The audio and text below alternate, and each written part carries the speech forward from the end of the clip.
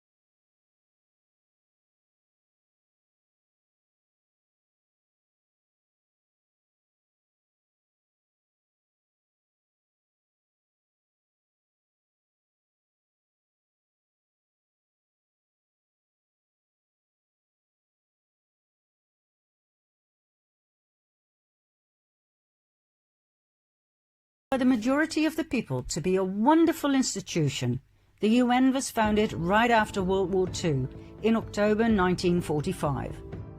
Officially, the UN was set up to maintain worldwide peace and security and to develop relations and cooperation among nations. Their blue helmets are associated by many with the protection of the people. They are called the peacekeepers. Well, that's one side of the coin. The other side shows quite a different picture. A picture in which the UN's goal is a new world order, a one-world government as promoted by the learned elders of Zion. Is that a proven fact? Yes. In 2008, the UN actually set up their very own UN New World Order project, led by Nelson Mandela's grandson and ex-CIA Jaime Ilian.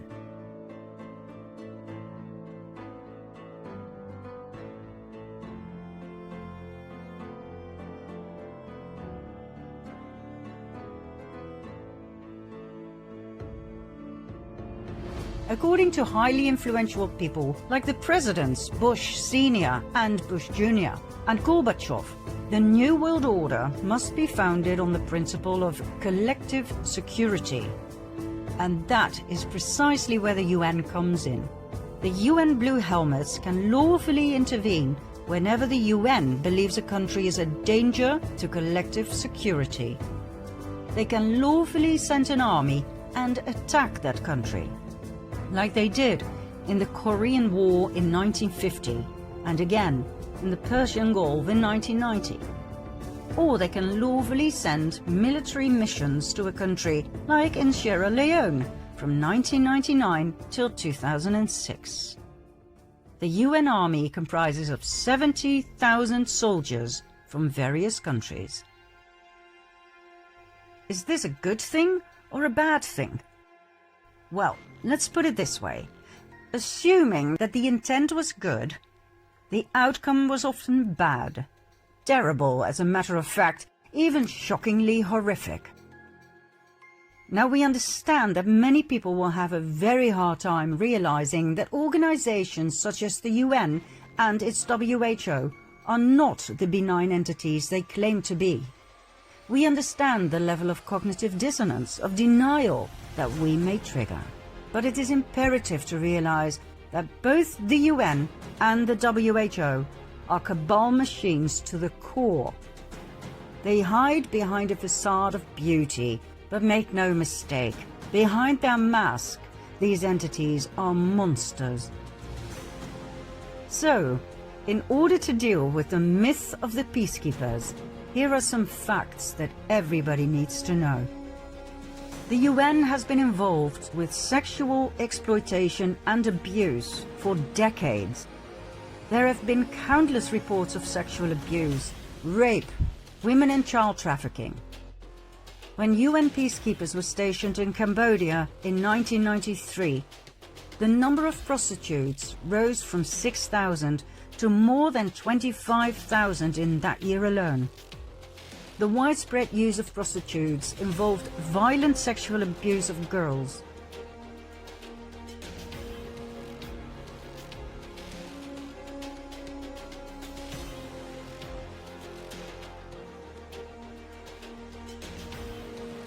The UN response was threefold. The head of mission declared it wasn't important enough to follow up on, and that boys will be boys. Mission leadership advised peacekeepers not to wear uniforms when visiting prostitutes or park UN vehicles directly outside. And an additional 800,000 condoms were shipped to Cambodia to prevent the spread of HIV.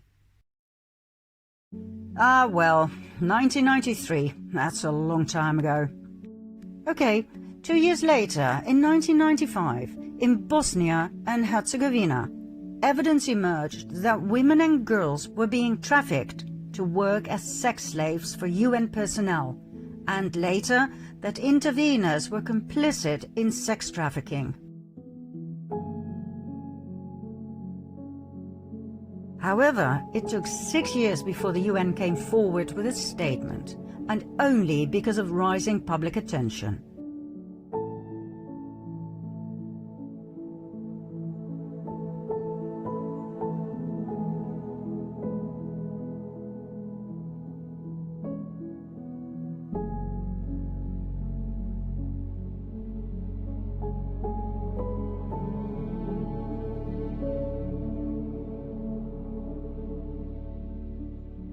The official investigation into this matter reported an obvious reluctance by the UN to recognize the involvement of peacekeepers in trafficking. The result?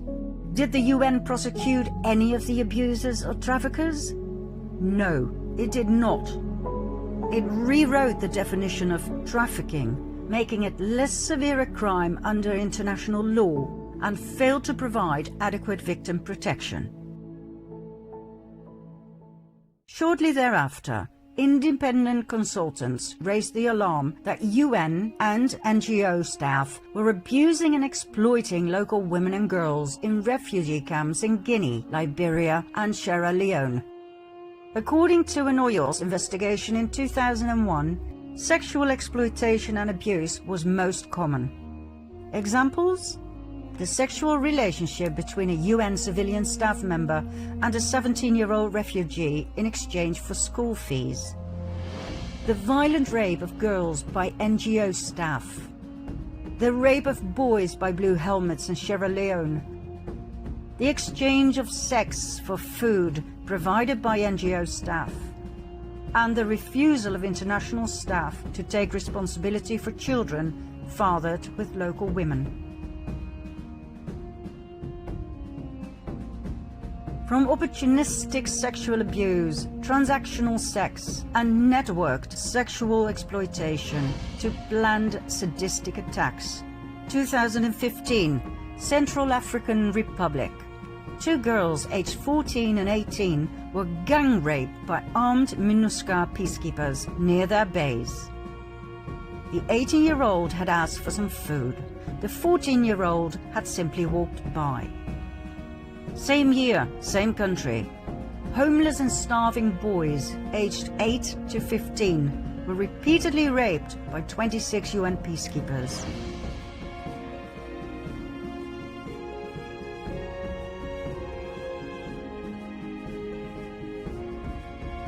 And UN peacekeepers randomly shot and killed a 16-year-old boy and his father and raped a 12-year-old girl. 2016, more than 108 additional cases were investigated, including the sexual abuse of 98 girls by international peacekeepers.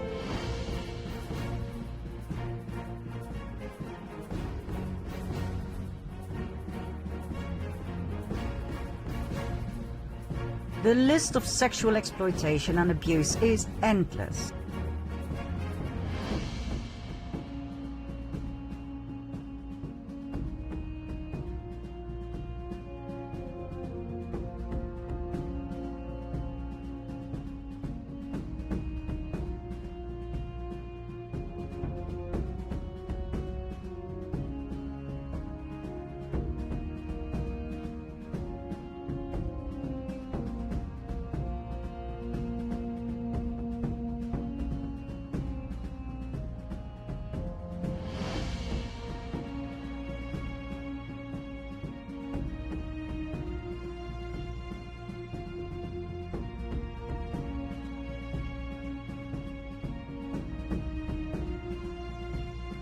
In every single country, from Haiti to Somalia, to Rwanda and Liberia, where 58,000 women and girls were raped in the first 9 years of UN MIL, more of 75% by UN personnel.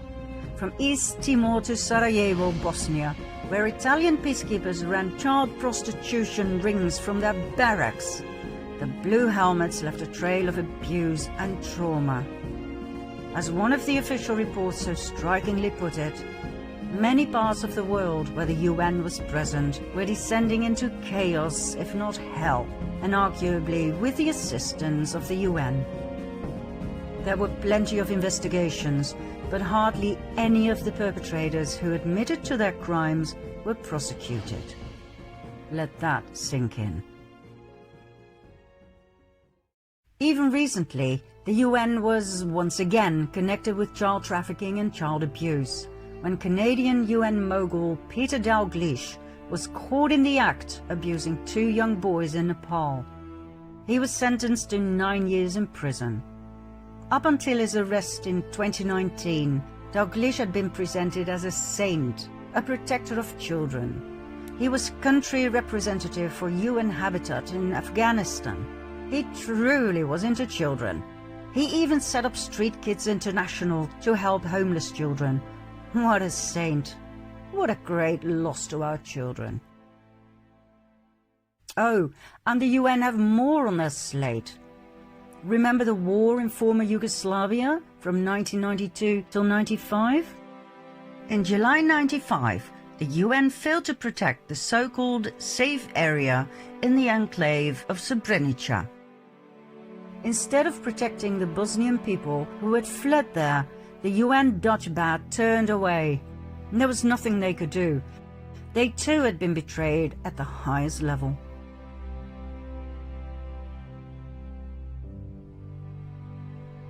8,372 Bosnian men and boys were separated from their families one night and were slaughtered by Serbian armed forces.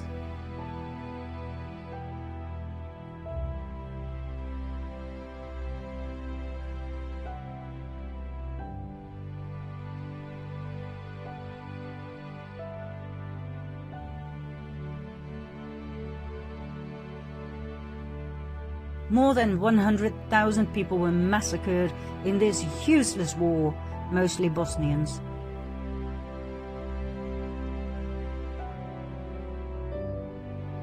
Between 30 and 50,000 Bosnian women, children and elderly were raped and deported.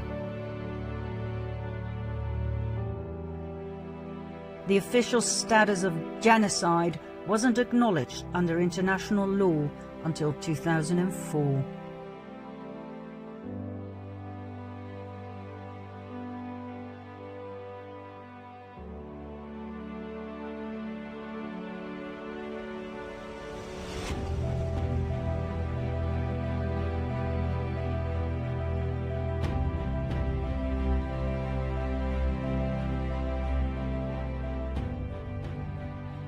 Back to the official mission of the UN.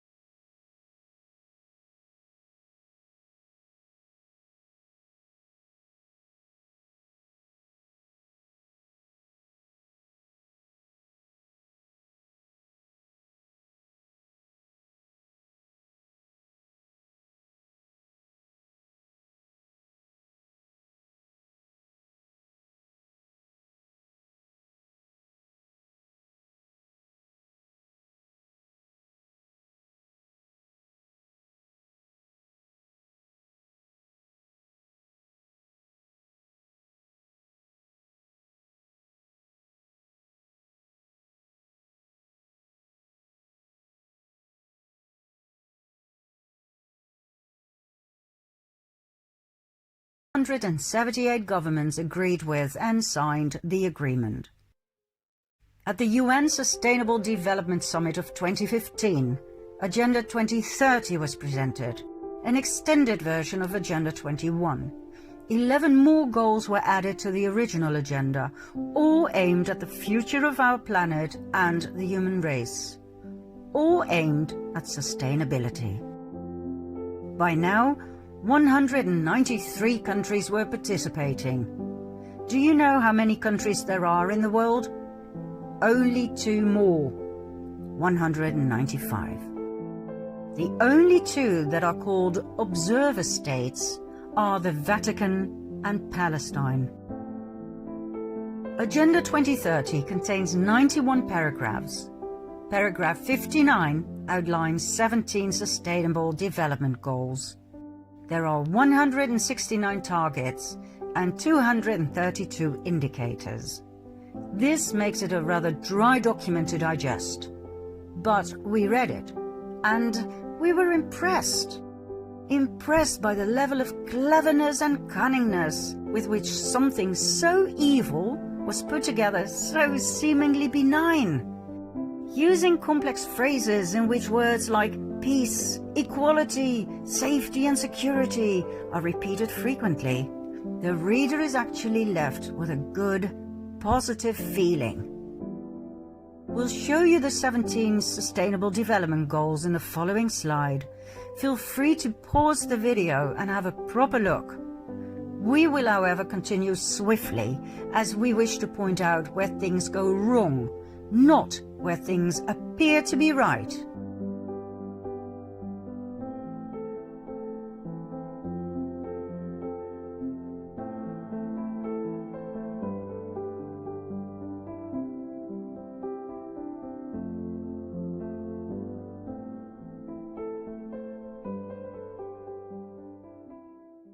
Let's face it, these goals are not feasible. The Club of Rome and the UN can use as many beautiful words as they can come up with, but how on earth are they going to accomplish these 17 goals? By asking you and me to pay more tax? Think about it. Number 1, end poverty in all its forms everywhere. Really? How? The word sustainable is used 10 times. Why? To throw fairy dust into our eyes so that we don't see? So that we will willingly pay more tax? And more tax? And more? So that the world will be saved from us, the cancer of the earth? There is nothing sound about these 17 goals. There is no logic. Take goal number 7. Ensure access to affordable, reliable, sustainable and modern energy for all. How? Are they finally giving the oppressed free, zero-point energy of Nikola Tesla to the people? Really? The real reason why these goals were put together is to come to the conclusion that they can never be achieved as long as all the participating countries in the world and all their governments have to communicate with each other. That too much time, too much money is lost due to endless meetings. I'll bet you that the next step will be the announcement that the 17 Sustainable Development Goals can only be reached with a one world government. The countries will have to give up their sovereignty in order to save the world. Mark my words.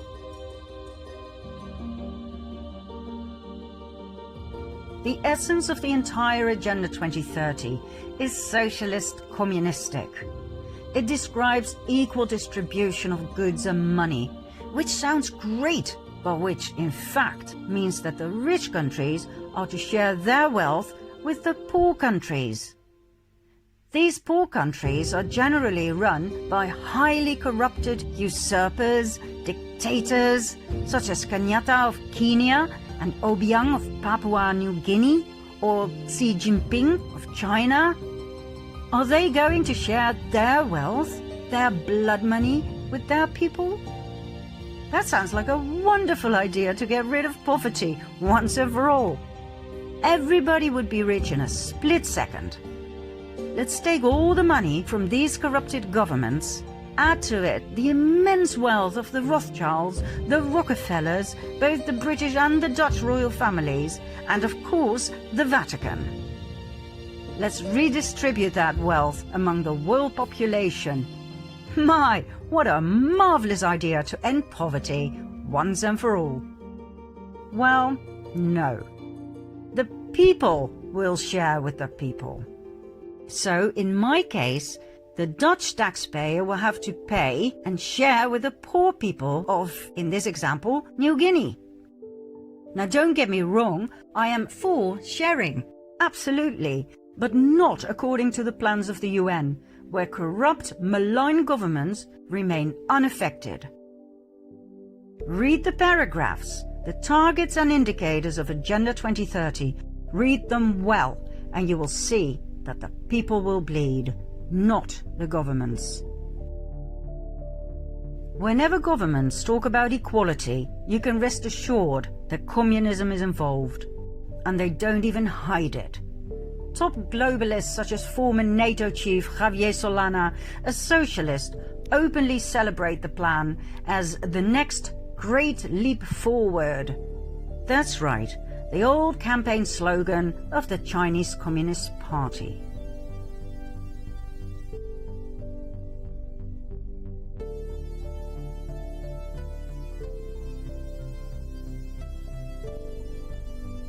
And isn't it odd that straight away just about every country in the world decided to participate and work together?